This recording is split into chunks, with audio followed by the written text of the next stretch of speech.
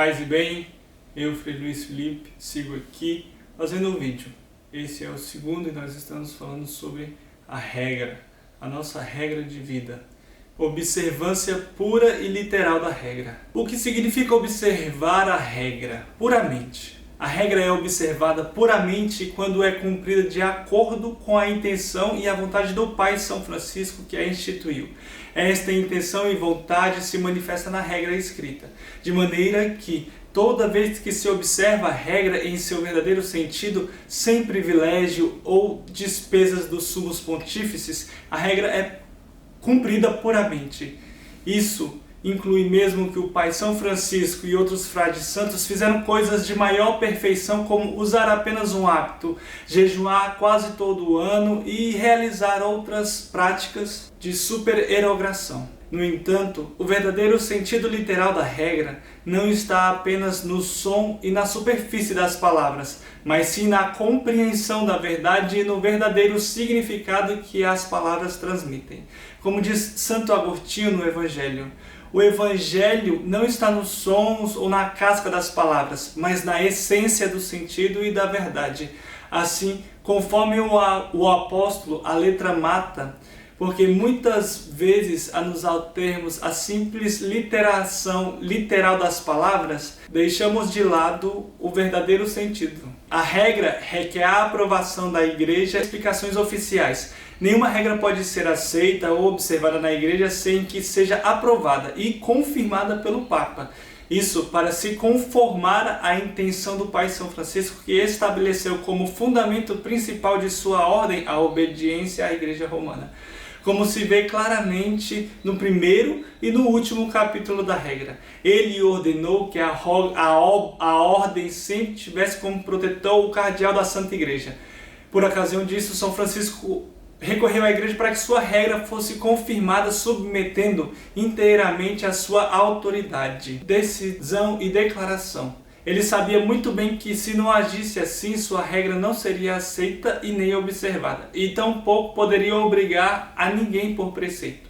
Outros doutores, como São Boaventura, Hugo Pisano e outros padres que declararam a regra, o fizeram como doutores, e não fizeram mais que esclarecer e manifestar o verdadeiro sentido da palavra conforme a intenção do Pai São Francisco. Isto foi necessário porque, se não tivessem feito tal trabalho, teria ficado ao arbítrio de cada frade interpretar e entender a regra conforme a sua vontade. Disso resultaria grande confusão, porque as opiniões e os julgamentos dos homens são variados.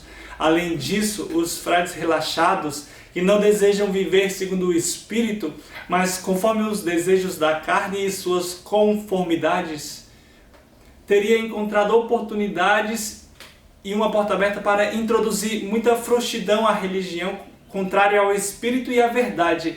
Isso porque há muitas palavras na regra, porque poderia ser interpretada de forma conveniente a cada um. E nas questões graves e importantes que dizem respeito à salvação, ninguém deve confiar apenas no seu próprio entendimento. Deve-se ouvir e confiar nos superiores, como está escrito em Deuteronômio. Interroga teus pais, e eles te dirão. E nos provérbios, não ultrapassem os limites estabelecidos por teus pais. Mas por que São Francisco proíbe as glosas? E como interpretar o episódio de Fonte Colombo? Quando ele proíbe as glosas, não se refere, segundo Hugo, às glosas no segundo sentido, como mencionado anteriormente, pois estas sim são necessárias. Nossa regra não possui maior autoridade do que o Sagrado Evangelho, que admite interpretações e comentários de muitos doutores. A regra, os canonistas afirmam, a quem é permitido o que é maior, é também permitido o que é menor. Assim, São Francisco não se referia às glosas no primeiro sentido.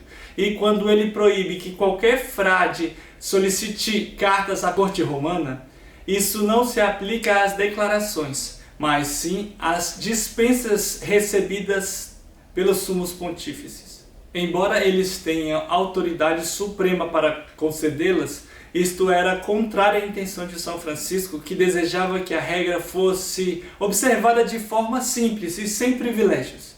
Quanto à expressão do Senhor, que disse que desejava que a regra fosse observada, a regra sem glosa Responde-se que o entendimento é que não conforma à superfície das palavras apenas, mas à letra, de acordo com a verdadeira compreensão do significado transmitido pelas palavras.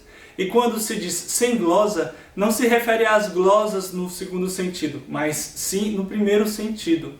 Pode-se também dizer que aquela voz respondeu à intenção de Frei Elias e dos ministros, que haviam ido procurar o Pai São Francisco com a intenção de criar outra regra ao modo deles, ou de modificar a que já havia feita, acrescentando ou retirando alguma coisa. A voz respondeu que não queria que fosse feita outra regra, nem que se acrescentasse ou tirasse nada daquela que ele havia feita, mas que fosse observada inteiramente, exatamente como ele a ditou.